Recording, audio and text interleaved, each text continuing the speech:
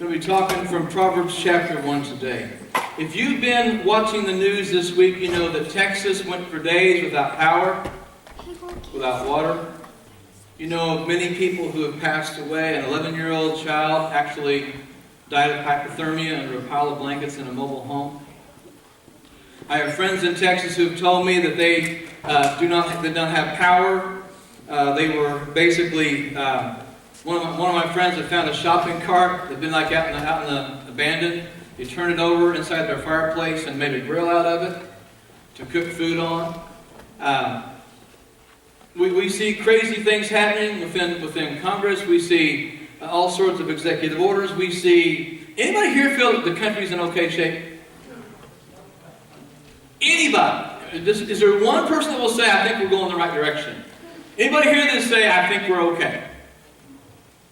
Would anybody here agree with me that we probably live in the greatest time in American history when we need wisdom more than anything else? Yes. So, if you're an Aerosmith fan, this has no reference to them, okay? In case you're wondering. I already got, Jay had posted this on my page earlier this morning, and I already had a bunch of people saying, are you guys going to sing an Aerosmith song? No, that's an old song, but nonetheless, I'm not going to sing one of their songs. But I want to talk about Proverbs 1, 10 through 19. We're going to look at the whole chapter today. So just read with me. My son, if sinners entice you, do not consent. If they say, come with us, let us lie in wait for blood. Let us ambush the innocent without cause. Let us swallow them alive like Sheol, at the grave. Even whole, as those who go down to the pit. That proves right there. Verse 12 proves that sometimes when Satan eats you, he doesn't even chew you up. He just swallows you whole. Some of you will get that later. As those who go down the pit. We will find all kinds of precious wealth. We will fill our houses with spoil. Throw in your lot with us. We shall all have one purse. My son, do not walk in the way with them. Keep your feet from their path. For their feet run to evil, and they hasten to shed blood. Indeed, it is useless to spread the baited net in the sight of any bird. But they lie in wait for their own blood. They ambush their own lives. So are the ways of everyone who gains by violence, as it takes away the life of its possessors. Now, we just found in the earlier verses of Proverbs chapter 1 that wisdom is the beginning of knowledge. Wisdom is the beginning of understanding.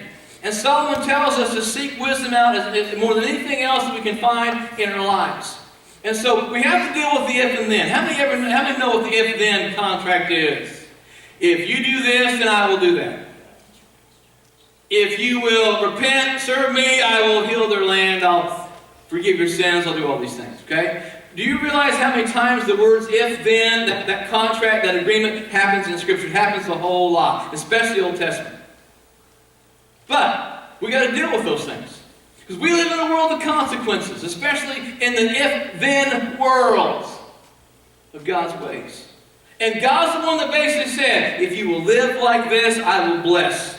But if you live like this, I will curse. I will let judgment and those things come. So we realize it's there. So when's the last time you evaluated your friends as an adult? We're always telling our kids what should you hang around with, right? When's the last time as an adult you said, Lord, are there any friends I should really kind of maybe not hang around as much? Are there any friends I need to help, be a mentor to or an example to or witness to and kind of shave off some of those rough edges on their shoulders? Are there any friends, God, I just need to be away from and done with? You know what? We don't do that as adults a lot of times, do we? Oh, that's just the way they are. Does that sound like wisdom? You may say, Pastor, that's a hard question right off the bat. No, it's not. Bad company corrupts good what? Good morals, good behavior, good actions, good attitudes, good character. So there's an if-then. If we hang around these people, eventually we will be just like them. If we're not careful. Notice the kind of things that Solomon was talking about. He said, if your friends say, hey, come with us, we'll lie in wait, we'll rob people, we'll do these terrible things, we'll have one purse. There's a lot of plans that we're told that sound pretty good, aren't they? Those get-rich-quick schemes, those, well, hey, this is a good idea, just join me or whatever, and sometimes we get scammed. So what Solomon's saying is don't follow the crowd and watch where the leader leads them. That is a very wise thing. Eventually you become like your leader. Eventually a business becomes like the leaders who are taking it somewhere. Which is why there are some businesses that are dinosaurs now. They've gone the way of extinction because they followed the wrong policies and the wrong plans. 93% of restaurants in New York City say they cannot pay their December rent, January rent, and most likely February rent. 93% of restaurants. Anybody here like eating out? Anybody like not cooking, going out? Make sure you're helping the local businesses and restaurants here or where you live. Spending some money there helping them because it keeps those people employed. But we're living in a world right now where we don't even know what to do or where to go. You don't even know when it's going to end. Although CDC now says we should have reached herd immunity by April and COVID will be gone by the end of March or the end of April, end of May. When even a year ago they had no idea how long it was going to be here, when it was going to last. The majority of people getting the vaccines are still getting COVID. And there's new strains that the CDC says those vaccines won't cover. And yet they're being forced. I think we live in a world where we better have wisdom. Better know what we're doing. What we allow in our heads, what we allow in our arms, what we allow anywhere. And notice the word entice. He says that word. Let us come with us, let us lie in wait, let us ambush the innocent. My son of sinners, entice you. Here's the word. The word entice means to attract by arousing hope or desire or to tempt. I had friends in high school and junior high that I'm glad my mom said, stay away from them.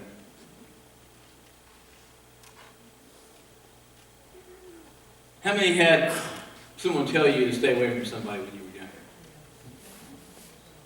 How many did and you're glad you did? How many didn't and wish you had?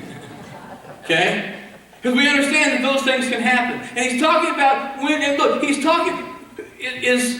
who's he writing this to? He's writing it to his children. Jeroboam and Rehoboam, if you understand the history, those two boys of his split the kingdom wide open right after Solomon had died. Split the kingdom wide open. He was trying to say that you got to watch for people stepping into your life. You got to watch who speaks into your life. You got to watch who mentors you, who leads you, who shapes you. Because he said basically, the people who are going to entice you, and anybody stepping on that line is going to lead you straight to hell. And they don't care about where they're going, so they want to bring you along for the ride in that regards. He basically says, do not walk with them and stay off their path. And you may say, well, Pastor Dana, we're full-grown adults, right? We're mature, we're older, we've got some experience and some wisdom within us. And yet, how many of you know adults that have made dumb decisions? How many know adults make dumb decisions based on their friends? The people they hang out with. So I'm serious about that first question. When's the last time you evaluated your friends as an adult? We're all the time telling our kids, watch out, watch out, watch out. But sometimes we'll let those adults sneak in because, hey, we're talking to our kids and we know better because we're adults, right? Prison's full of a lot of people who knew better. Dare County Jail is full of people who probably knew better. Right? Levi, I'm sure you pull over people who are innocent all the time, right? They weren't speeding, they weren't doing all these different things. And yet we know better, we know better. And he's also, so the traps that they set will capture their own souls by ambush and violence. We put a bird feeder on the back of our house this weekend. And I think every bird in the state of Kentucky, every bird in the county, every bird south of the Tennessee line was here. I pushed the curtain back and it looked like a black cloud just took off flying from the back porch. Okay? Now the thing is, the birds haven't found the bird feeder that's above. It's not too high for me to reach, in case you're wondering, Sylvia. But the bird feeder, I did have to get on a step of cement to put it into the wood, nonetheless. They've not found the bird feeder, they found it was on the bottom, okay? But I thought, you know what? I'm preaching this message about birds and traps, and how you can't lay a trap because the bird will see it. So I just stood in my back window, opened the curtain, and just stood there. And I waited, and I waited, and I waited. not one bird showed up. One bird kind of flew up, looked up, and took off. Walked back up into the house, came back later, looked at the crack, hundreds of birds. Barely moved that curtain, you know what happened, right? They took off. But yet, what God is saying through Solomon is this: a lot of folks will set traps for you. And you got to watch out for the traps. You know, in 2 Corinthians, Paul says that we're not ignorant of his devices, speaking of Satan. But yet, how many of us have fallen into those traps that Satan sets because we should have known better? We thought it through, but we didn't actually think it through enough. And the picture is very clear. Bad company corrupts good morals. It destroys good people. Which is why that question, once again, needs to be asked. Because if we're not careful, the people we hang around with, the people that are friends, even people within our families, if we're not careful, their influence will take us down paths and places we don't need to go biblically, because it's not good at all. As soon as we as adults, we want to think, once again, that we're mature enough and we're good. I know I'm talking to adults here today. But I'm probably also talking to adults who have made a couple of mistakes at least, who didn't judge the character of people around you all the time as well as you should have, right? All of us have said, man, if I hadn't been with them, this wouldn't happen. So think about it as we look at this and we deal with these things. Let's go on to verse 20 through 33. Wisdom shouts in the street. I want you to picture, as I'm reading this and you're looking at it with me, I want you to picture wisdom. The Greek word is Sophios, so that's why wisdom is always personified as female, as a woman. But I want you to picture what wisdom is doing in the streets and where she's doing it at. Wisdom shouts in the street. She lifts her voice in the square. So imagine when you go through town today, in the middle of town at the courthouse, there's some lady going, "Hey you, slow down, you're going too fast. You're going to kill somebody."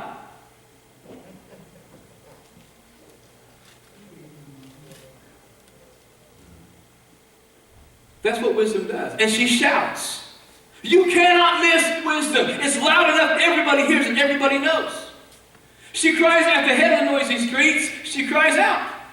At the entrance of the gates in the city, she utters her sayings. She stands at the city line. And as you're going by, she's yelling, "Hey! Did you pay your taxes? What time are you supposed to be home? Does your mom know where you are? Have you been responsible today in your driving and your work?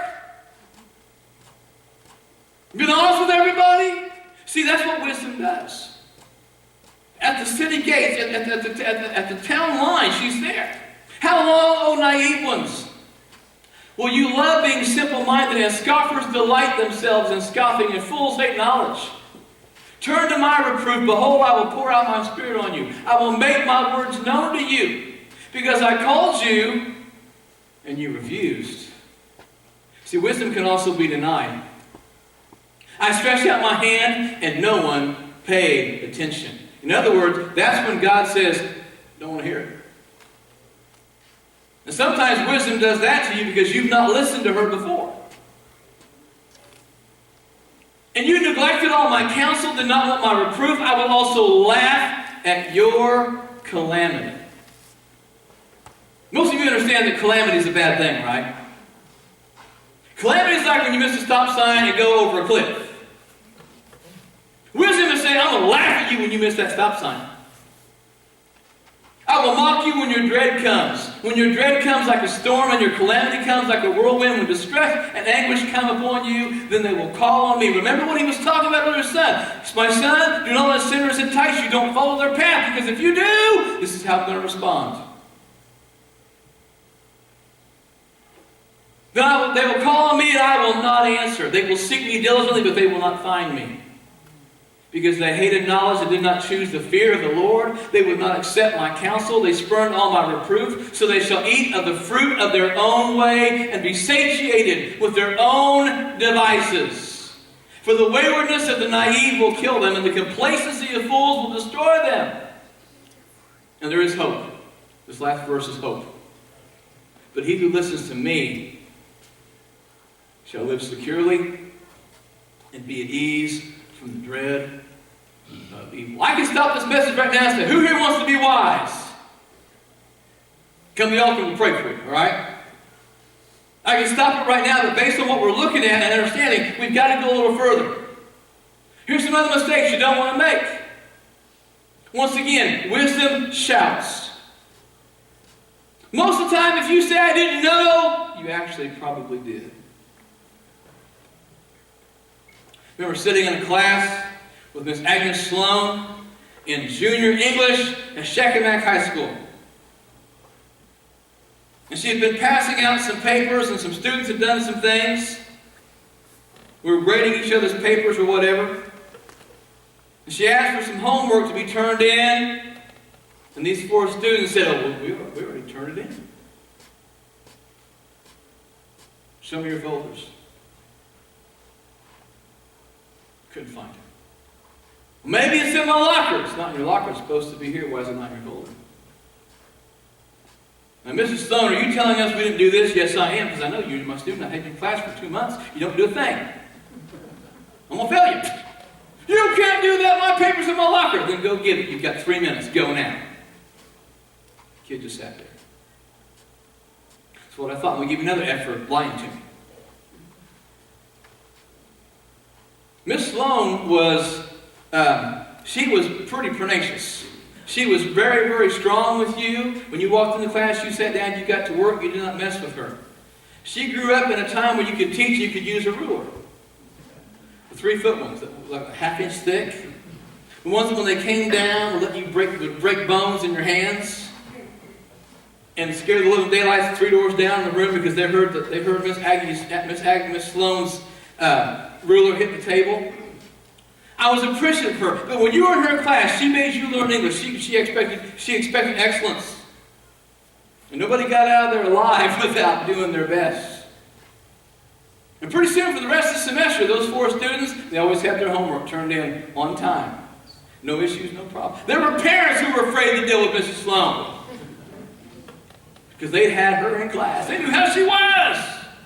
They tell their kids, just turn it in, son, just do it, just turn it in. Because they knew that. That's what wisdom is. Wisdom is loud enough that there's no doubt you've heard what you're supposed to hear and do what you're supposed to do. It's easy to find. And if you listen to her, the Spirit will be poured out on you, and the Word will be known too. That's why we need to have mentors. Every one of you older men need to find a younger man to pour yourself into. Your wisdom, your experience, your patience, and your understanding. Every lady needs to have a younger woman you can pour yourself into, and you need to find an older woman who can pour themselves into you. It's mentoring. It's wisdom, because those folks that are older have experience. Sometimes they got some funny stories too. I used to love hearing my grandpa Sparks tell me stories about when he was a kid and some of the silly things he had done. I reckon taking a tractor through a barbed wire fence because it got out of control when he was too young to drive it. But his father, my great-grandfather, thought he was strong enough and big enough. And if you tore the tractor up, tore down the fence, he said, well, son, fix the fence. You're staying off the tractor. Stories like that became fun for me to hear. But I also realized that every one of you has a story, right? Every one of you has experiences and understanding. Every one of you has been in places where you've learned a whole lot because of the mistake you made or because of the right decision that you made.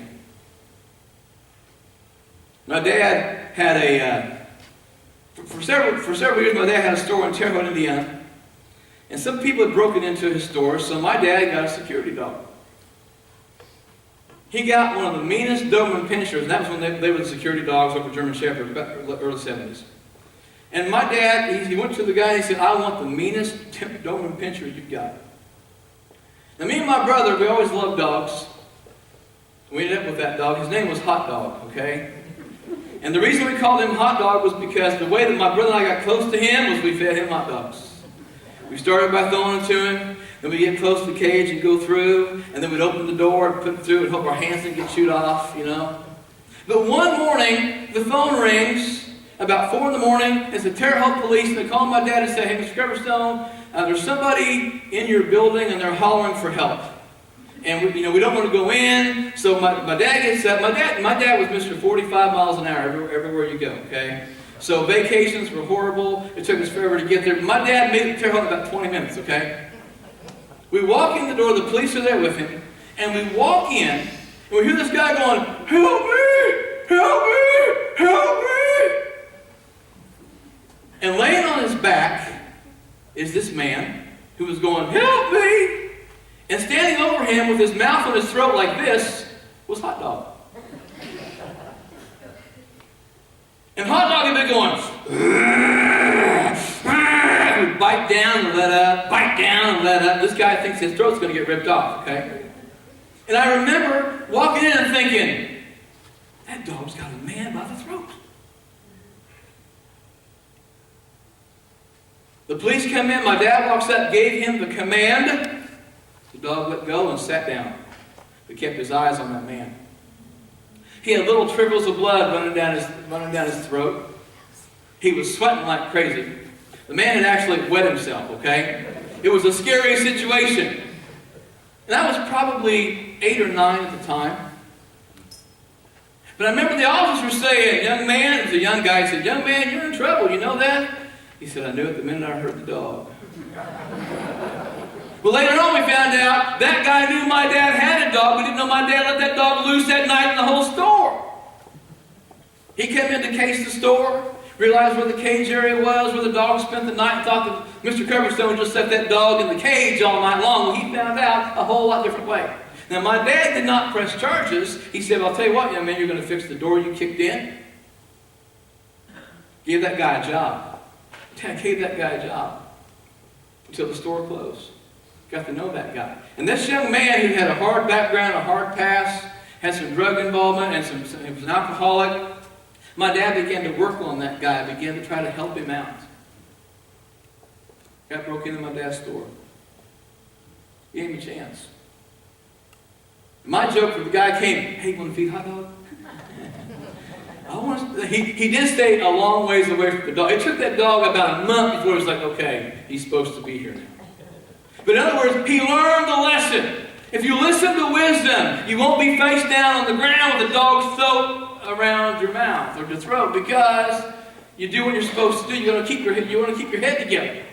But if she calls and you refuse, if you neglect her counsel, the guy eventually said he knew he had the dog, like I said, but he didn't think the dog was loose at night.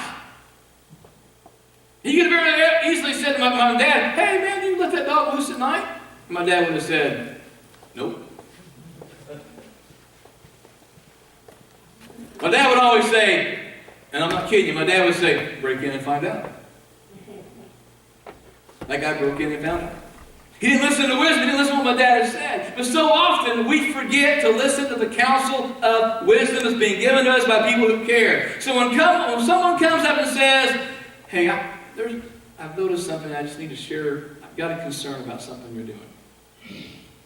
The adult in us says, "I'm an adult." Right? "I'm married, I've raised kids, I've got this, I've got that, I've got this degree, I've got this job, I've got that." Shut up and listen. Because wisdom shouts in the street. And sometimes wisdom will come to you softly and say, "Hey, I've got a concern. I've seen something in your life and I want to let you know what I've seen." Or, "Hey, I've got a concern about your kids. I grew up in a town kind of like Burkesville that if I did something before I got home, my mom had heard about it. My grandma knew about it. She'd be out there in front. 'I've already told your mom, Dana Coverstone, what you've done.'" And then I hear those words, "Dana Edward?" When you ever hear your middle name, you know life is over. Okay? You know, that was part of it. In other words, you're accountable for what you know and for what you refuse to know. Here's the big deal today, folks. You are accountable for what you did not listen to. You are accountable for what you refused to listen to begin with. When you take a test in a classroom based on oral lectures that someone has given, you can't say, "Well, I wasn't listening. I didn't know I was supposed to listen to them teach and write these things down, take a test over it." It doesn't work that way. And sometimes we as adults forget that we're still responsible for what we know and for what we refuse to know. Scary world, isn't it? That's the way the world works. That's the way things happen. There's also going to come a time when your rejection of her will bring calamity and disaster. I could share a whole lot of stories about me getting in trouble when I was a kid, getting in fights when I was a kid, vandalizing people's properties when I was a kid, doing dumb things. when I should have been listening to the people who cared about me. There was a state trooper who lived not too far from where I lived. And every once in a while he would drive by and he'd say, roll down his window and say, Mr. Coverstone, watching you. Thanks. You're 9, 10, 11, 12 years old. It's kind of creepy. But I also realized that state trooper prayed for me. Probably one of the few people who was praying for me at that time. Prayed I'd learn from my mistakes. He knew my dad was an alcoholic. He knew my dad wasn't really a part of my life. And he tried to speak into my life. He tried to speak into my heart. He tried to be a friend. He tried to be a father figure. He tried to help me. And I'm so thankful for that. But I realized as I look back, most of the things he told me I refused to listen to because I was just a hot-headed kid. I was mad. I was angry. I needed anger management at 12 years old. I really did. And yet the Lord continued to show me grace and mercy. But I also found a whole lot of things that I did and said that I knew better. And most of the time, folks, let's just face it, we know better. Things we say and things we do, we know better. And the Word tells us if we refuse wisdom, basically you hate knowledge, if we spurn discipline, and all these things will be heard. In other words, if we say, I'm not going to do what you tell me to do, I'm going to do what I want to do. There's a whole lot of I, a whole lot of self, a whole lot of me, a whole lot of you in us sometimes. When we make up our minds, we're going to do this because it's what I want to do.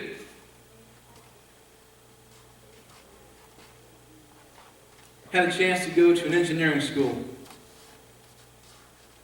I chose to go to Bible college, 2 states away, lose scholarships and all sorts of state money and this and that. And my dad was so mad he did not talk to me for 4 years. The entire 4 years I was in college, I'd come home, hey Dad, how you doing? He'd turn his head. Kid you not.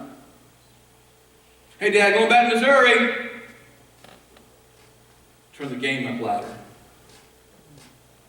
He was worried I'd never make any money, never be successful, never have this, never have that. You're going to be a pastor. Pastor, don't make any money. You got a chance at engineering school and make money. You need to do that. You need to stop doing it. Don't. For 4 years, my dad wouldn't talk to me. Wouldn't even acknowledge I walked in the house. That's why I spent as much time in Europe as I did. That's why I came home, I believe, 4 times in the entire 4 years. I was in college. I remember being hurt by that.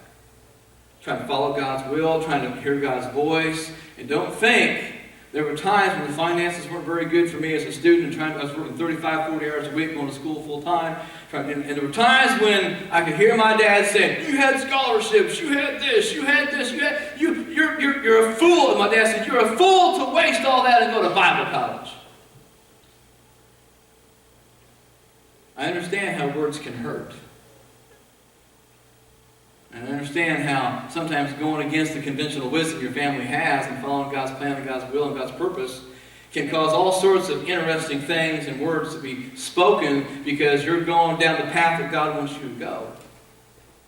When I got to college, I realized there were other kids just like me who got saved and called to preach and were at college and had parents that were like, you're making a mistake. I don't question those things now and never have. But sometimes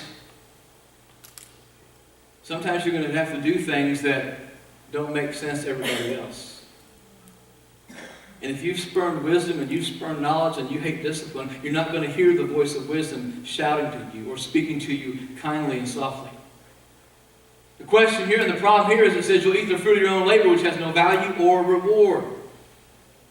I don't know about you, but I want to live a life that's wise. I want to make sure that every choice I make, every decision I make is one that pleases God and pleases the Lord. Am I perfect? Absolutely not. And my wife and my kids will be the first ones to tell you how imperfect I am. Just as all of you in this room are. But sometimes we fight the things that we know we should do, and we give in to things we know we should not give into to begin with. And he's telling us, Solomon's telling us, he's sharing with you the same thing he shared with his son. Think about this. The most important things to Solomon at this point were his kids. He wanted his sons to be raised right. He wanted them to not make the same mistakes. He wanted to make right decisions and good decisions. He was saying, Jeroboam, Rehoboam, I want you to do a whole lot better than I did. How many parents have said that? You want your kids to do better than you did. The same thing here. And he's trying to say, don't make the same mistakes that I did. You ever shared your mistakes with your kids? You ever shared those moments when you blew it? Everybody knew it. That was a phrase my grandma used to say. When you blow it, everybody will know it. She said that to me right before I started driving a car.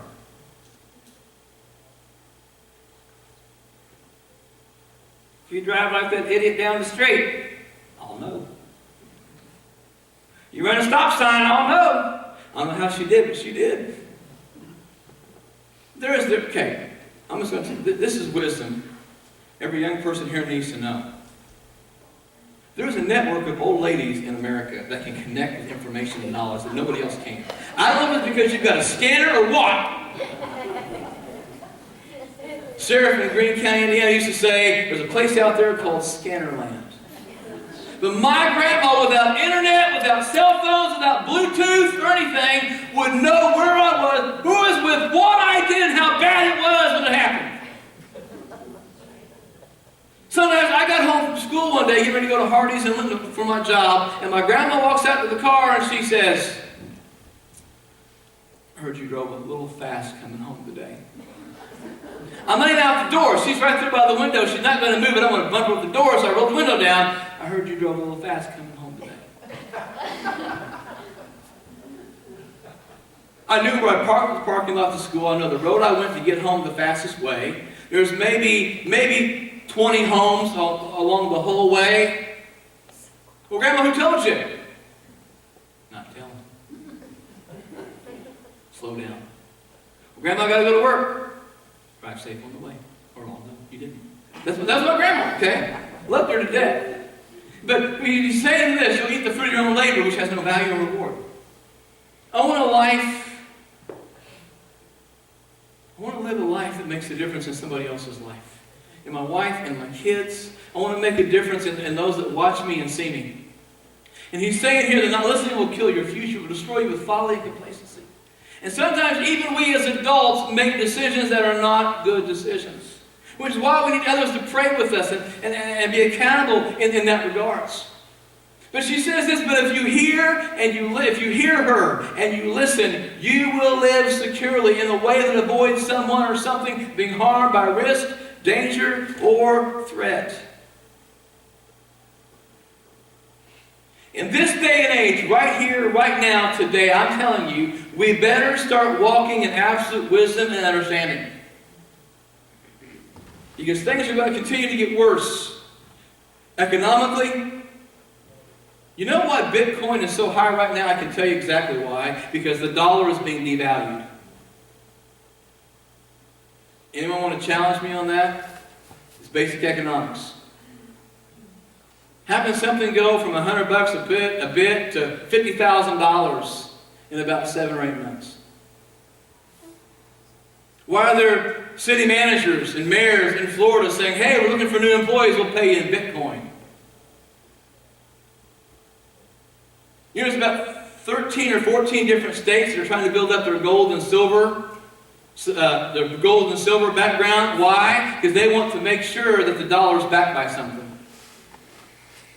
In other words, folks, anybody notice the price is going up on a lot of things? Wait till you see gas in about a month, because 4 refineries were shut down in Texas this last week. Some economists say that for every day it's shut down, it adds about 32 cents a gallon over the next month and a half to 2 months. We see things economically, we see things philosophically. In our country, we see all sorts of crazy things happening from Washington, D.C. to local things. And we have to figure out how do we walk and how do we live in a world that's chaotic? How do we live and walk? How do we walk in a world that's not secure and yet be secure ourselves? I'll tell you how. We listen to wisdom. And wisdom is not hard to find. She's not hard to hear because she shouts at the city gates. She screams it as loud as you need to hear. She will get in your face and say, that's not the way you should be going. This is the better path. And that's why some of you folks need to be okay with talking to people and saying, hey, I've noticed you're making some decisions. Let me give you some warnings. Let me share some examples of where I've messed up in the past. Or let me tell you how to make some good examples. See, parents, it's more than just talking to your kids about the mistakes and good things you've made. It's about helping other people around you know what it's like to deal with the questions they're going to get to. That's why I have older men, specific, strategic older men in my life who I will ask questions of, accountability partners, and say, hey, here's what I'm dealing with, here's what I'm facing, here's what's going on, will you pray about this? And many times they'll send back and say, hey, praying for you about this. I've had friends that have said, hey, let me tell you about a situation I had that was kind of like yours about your age. You know, just turned 52 a couple weeks ago, headed towards 60. I know it's 8 years away, but I want to make some plans about how to be in a good physical shape, financial shape, physical shape, you know, by the time I get there. And so I've asked some men in their 70s and 80s, how did you do it? How did you maintain your weight? I know a man that's been a diabetic for about 60 years. He went from type 2 to type 1 about several years ago. He follows me on Facebook through the prayer time each morning.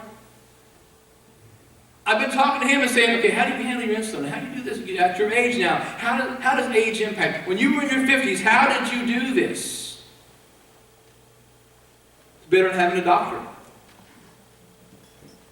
Because he has the disease, he has the condition. He's been through it while at my age. So it's nice to be able to say, how did you do this during that decade of life that I'm in right now? Help me understand how I can do it better.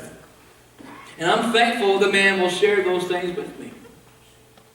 And help me. And just like that, many of you have wisdom, understanding, talents, gifts, and abilities in certain things. And when you see someone struggling, step up and say, is there anything I can do to help you? If they say, just leave me alone, leave me alone.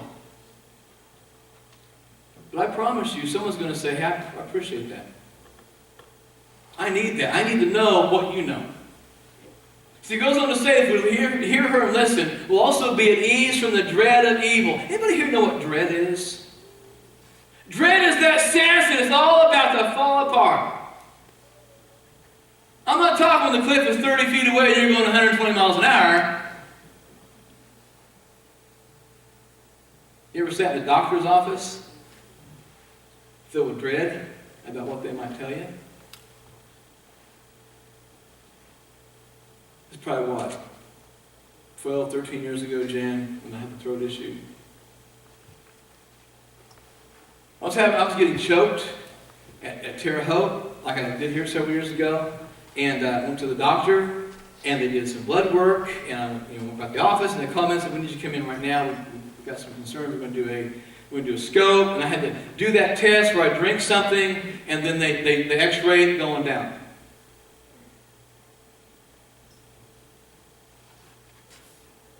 Doctor calls it back, I go in, I sit down, and one of the youth sponsors at Jasonville, her name was Jackie, was the doctor's nurse. And she met me at the door when she came up, and when they came and called my name and went back, she said, praying for you. I'll never forget that. And I sat down in the chair, and the doctor, a Christian doctor, came in, and she said, Pastor Dan, we think you might have esophageal cancer. There are tumors all over your throat. And showed me this x-ray. And they circled 21 marble-sized tumors from my mouth all the way down to my esophagus.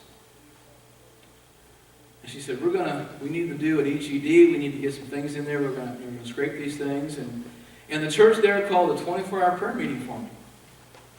And I remember I was probably 30, Hannah wasn't very old at all. She was in kindergarten. I remember going back to tell Jennifer the great news I just got from the doctor. I remember just the shock on her face, and I'm trying to weigh this and called the board members and told them what was going on. I'm trying to deal with it, It wasn't tested out, that this is what it was, but they suspected that because of the tumors I had in my esophagus. And so, 24-hour prayer time before I was going to go in and have this investigative surgery, so to speak. And the doctor came in and he showed me this. He put that on the light thing and he said, okay, this is the one I'm going to biopsy. I'm going to biopsy. This one, he was counting. He had them all circled, 21 tumors. This is also why I believe that God does miracles. Got out of that. And the doctor said, I don't know what they've done for you or who's praying. But I got in there and only found one tumor. So we cut it out and we biopsied it. Sent it off to be checked. But he said, but you saw the x-ray. And I saw the x-ray. I can't explain what happened. I want to tell you, in that moment, the dread that I had was gone. It was like I had been reborn. I had given a whole new chance on life. And then when that doctor called and said, hey, your biopsy came back negative, there was no problem, no issue, all I knew was that God had done something. But I also know that for about a week and a half, I felt like the world was sitting on me and crushing me into the ground, into a grave. And I felt hopeless and I felt despair. And I looked at my kids and I thought, my youngest is 5 years old, and God, how in the world what are you going to do? I remember what it was like to have dread. So when he says, if you seek wisdom and you find her, she will keep you away from dread and agony. That dread of evil is to be extremely worried or frightened about what's going to happen or could happen. How many of you have ever been there in your lifetime? Isn't it good to be able to tell people, I was there, but I'm not now? Because God healed and God came through. God brought us out. You see, so often we forget how important wisdom is. Most of us don't wake up in the morning and say, okay, God, help me to just dish out wisdom to somebody today. But I promise you work with people who need it. How many would just humbly say, yes, I work with people who need a lot of wisdom? Wisdom in how they talk, wisdom in what they think, wisdom in what they do, wisdom in where they go, wisdom in how they're behaving, how they're living, wisdom with their attitude, and sometimes they're going to see it in you.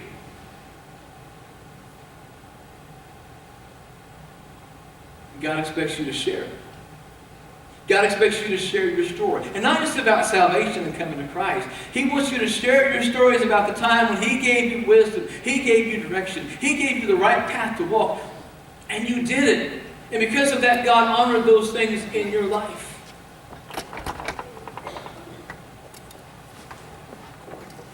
Some will say, well, that person ended up in a bad situation, but they know Jesus. Does that mean they weren't successful? Because biblically, success to me, biblically, is doing everything God's told you to do. Would you say that Corrie ten Boom, a Holocaust survivor, was successful? And yet how many people have come to Christ even since she's passed away? Because of her ministry and her books and her witness and her testimony.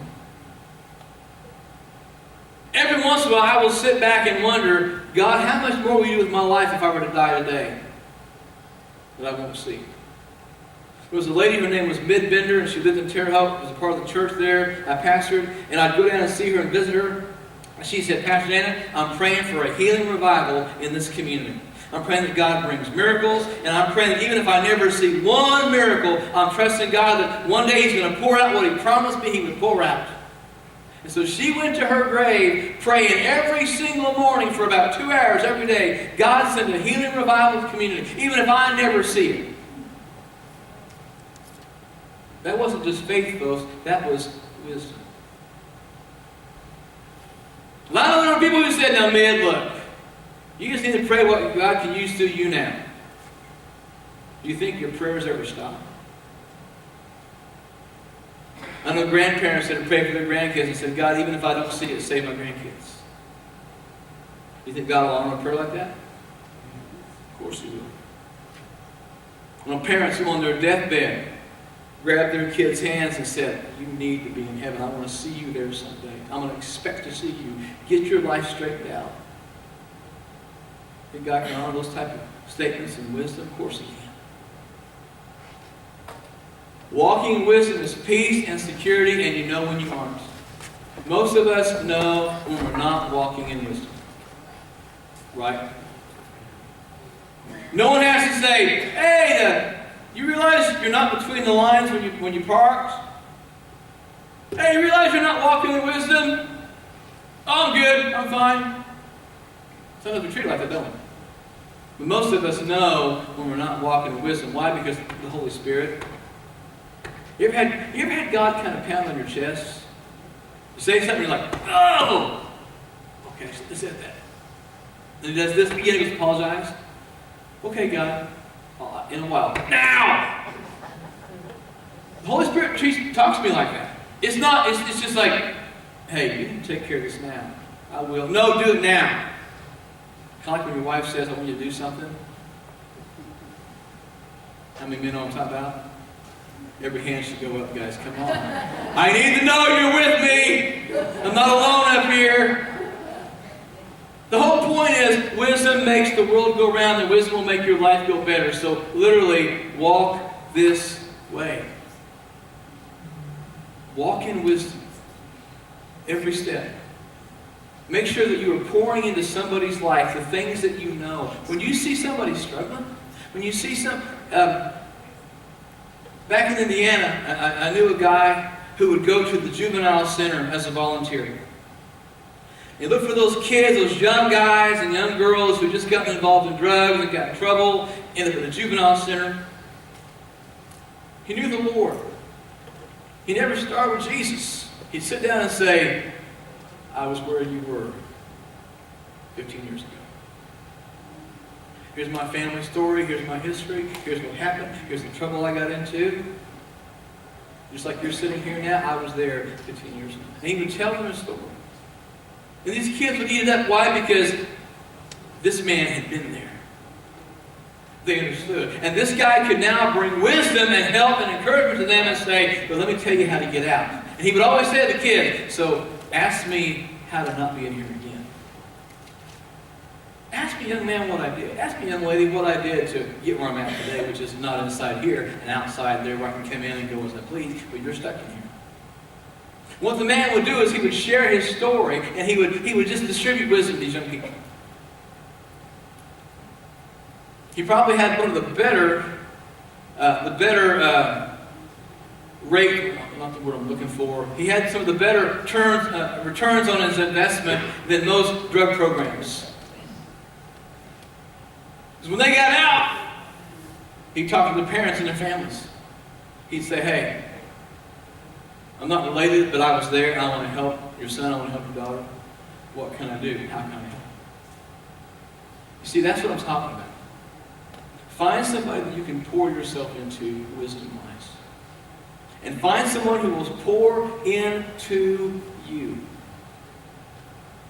I've got literally about 4 older guys in me that are accountability partners that will share with me and help me and encourage me. I can say, here's where I'm struggling, here's where I'm tempted, here's the things that I'm victorious in, here's the great things, the good things, here's the ugly things. Will you pray with me? And I'm thankful those older men can pour into my life and encourage me. I'm also thankful that I can talk to younger people and pour into folks and share my experience and share my life. Wisdom shouts in the street. So you know what that means? None of us can say we've never heard her. None of us can say, well, I didn't know that. None of us can we don't get off that easy. Because once again, we'll be held accountable for what we know and what we refuse to know. Every head bowed or eye closed, nobody looking around or messing around. If you're here today and you say, Pastor Dana, I've got some real struggles in my life. I need to walk in wisdom. Would you pray for me? Just let me see your hand. Thank you. Thank you. Thank you. I say, Pastor Dana, I know I've made a lot of mistakes, and I want to work through those things. I want to learn from them. I want to be able to help somebody else learn from what I've done. Let me see your hand. That's you. Thank you. See, folks, it's not about the mistakes we've made. It's about the God that works with it in spite of what we've done and what we've said and what we've done. And I just want you to pray an earnest prayer with me. That God will give you wisdom. through His Word, through relationship, but also through others. We should ask God to send some people in your life who will mentor you, who you can be accountable to, who will help you. And pray that God brings you people into your life that you can help them, and you can speak into their lives, and you can encourage them. Just pray that with me. Lord, I'm going to ask that you would do what I just asked of you many years ago in my own life. It's either the scriptures or Proverbs. I ask you to bring older folks into our lives, people with wisdom and maturity above us, who can speak into our lives. And I pray, Lord, you will help those that are more mature than us to understand their place and their position and how helpful they can be to somebody. So often people don't want to get involved or don't want to share those things. I pray, God, you help us to find willing people who will pour out of themselves. And Lord, those in this church that are older and wiser and more mature, I pray, God, you give them opportunities to pour into somebody else, whether it's in the church or a neighbor or a friend or a family member. Help them and help us to pour into somebody else, but help people to pour into us. Lord, we live in a time right now that is unprecedented. And we need to walk in wisdom. We need to be Christ-like in everything we say and everything we do. We need to recognize who you are and what you're doing. And we need wisdom. We need your help to walk in faith in the way that we need to walk. So, Father, bring people in our lives who will speak wisdom to us, and bring people in our lives so we can speak wisdom to them. And may we heed and take the advice and the wisdom of Solomon. Pass it on to everybody we come in contact with. Lord, as iron sharpens iron, so one man sharpens another. I pray that every time we rub shoulders with the believer, there'll be divine sparks. I believe there'll be something that is passed on, carried over. Wisdom, truth, understanding. May our attitudes and our characteristics and our behaviors, God, may they be such a good example that people will act like us because we act like you. Help us to be wise, Lord. Wiser than we've ever been, and to share that wisdom with others. And that's our prayer, and that's our heart today. And Lord, it's going to start the minute we open our eyes after we said amen and walk through those doors. So give us opportunities today to be wise and to share the wisdom we have with others. And for those with wisdom above ours, to pour into us. So we just keep fanning that into flame. And we become wiser for you. And I pray in Jesus' name. Amen. Amen. So I'm telling you, go out there and be a wise guy.